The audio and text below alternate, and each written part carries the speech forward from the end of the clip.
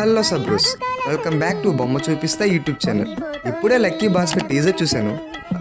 అంటే 2 days బ్యాకే చూశాను. ఆ ఎడిటింగ్ గట్ట అయ్యేటప్పటికి ఈ టైం పట్టింది. ఎప్పట్లాగే ఫస్ట్ దాని review and next micro details గురించి డిస్కస్ చేసుకుందాం. So let's dive into the review first. Teaser సంగతికి వస్తే నాకైతే నచ్చింది మామ. మిడిల్ క్లాస్ రిలేటబిలిటీపై ఒకేసారి ఒక కామన్ వ్యక్తి ధనవంతుడు అవడం లాంటివి టీజర్లో కనిపించాయి. దుల్కర్ సాల్మాన్ ఈ క్యారెక్టర్కి పర్ఫెక్ట్గా సూట్ అయ్యారనిపిస్తుంది. ఆ షటిల్ ఎమోషన్స్ని అట్లానే చూపించాడు. అండ్ హీరో క్యారెక్టర్ ఒక బ్యాంక్ ఎంప్లాయ్. తనకి ఉన్నట్టుండి ఎలా ధనవంతుడయ్యాడు, ఏం జరిగిందనేది మనం జూలైలో రిలీజ్ అవ్వబోయే లక్కీ భాస్కర్ సినిమాలో చూడాలి. అండ్ ఈ మూవీ టెక్నికల్గా కూడా బాగానే ఉంది. విజువల్స్ అన్నీ మనల్ని 80sలోకి తీసుకెళ్ళిపోతాయి. 80s అనే ఎందుకన్నా తెలుసామయ్య? ఎందుకంటే నేను చెప్పను. ఎందుకు చెప్పనంటే నా నోట్లో నాలుగు లేదని అనేలోపు సరే మైక్రో డీటెయిల్స్ టైంలో చెప్తా. సినిమాటోగ్రఫీ, ప్రొడక్షన్ వాల్యూస్ అన్నీ బాగున్నాయి. And writer and director Venky Atluri విషయానికి వస్తే తన వర్క్స్లో నాకు నచ్చిన movies like Kerintha, Tholi Prema and his recent work Dhanush, sir movie etcetera. But అదే ఫిల్మోగ్రఫీలో మిస్టర్ మజ్ను, రంగ్దే లాంటివి కూడా ఉన్నాయి. కానీ పర్లేదు, సార్ తర్వాత వచ్చే ఫిల్మ్ కదా. And mostly retro setup plus Dulquer Salmaan combination blockbuster అని తెలిసిందే. ఓకే, ఇప్పుడు మీకు small homework. Dulquer Salmaan plus retro setup ఉన్న మూవీస్ని కామెంట్ సెక్షన్లో చెప్పండి మావ. అండ్ డైరెక్టర్ వెంకీ గారు ప్లాట్ పాయింట్ తెలిసినప్పటికీ మిడిల్ క్లాస్ రిలేటబిలిటీని తగ్గకుండా చూపిస్తారనుకుంటున్నా. అది ఎంతవరకు అనేది సినిమాలో చూడాలి. కరెక్ట్గా హ్యాండిల్ చేస్తే ఖచ్చితంగా ఆకట్టుకుంటుందని అనుకుంటున్నా. బికాజ్ ఇట్స్ డిఫరెంట్ కాన్సెప్ట్ అనిపిస్తుంది. అండ్ మూవీలో వచ్చే ఆ డైలాగ్స్ మిడిల్ క్లాస్ని కరెక్ట్గా పోర్ట్రే చేస్తుంది. అండ్ ఈ మూవీలో దొరికిన కొన్ని మైక్రో డీటెయిల్స్ గురించి ఇప్పుడు డిస్కస్ చేసుకుందాం. హీరో వర్క్ చేసేది మగధ బ్యాంక్లో. అండ్ మగధ్ బ్యాంక్ అనేది నిజంగానే ఉంది, కానీ అది 2012లో ఎస్టాబ్లిష్ చేశారు దాన్ని. బట్ మూవీ రెట్రో సెటప్లో ఉంది. ఎందుకంటే ఈ బ్యానర్ కానీ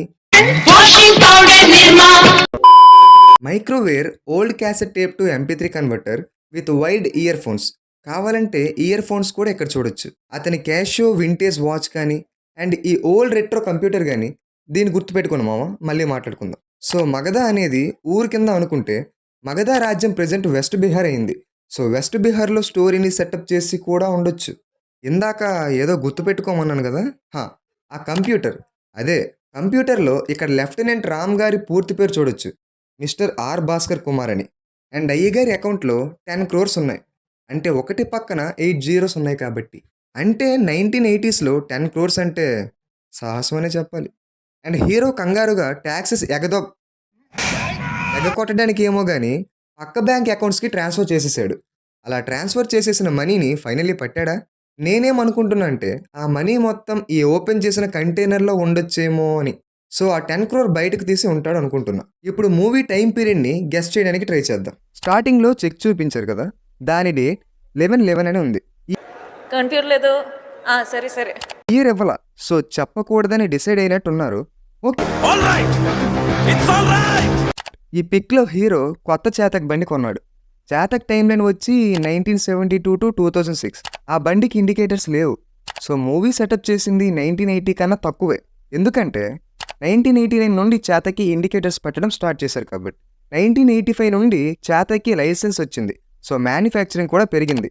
అప్పటి వరకు ఆర్డర్ ఇచ్చాక దానికోసం 10 years దాకా వెయిట్ చేసేవారంట.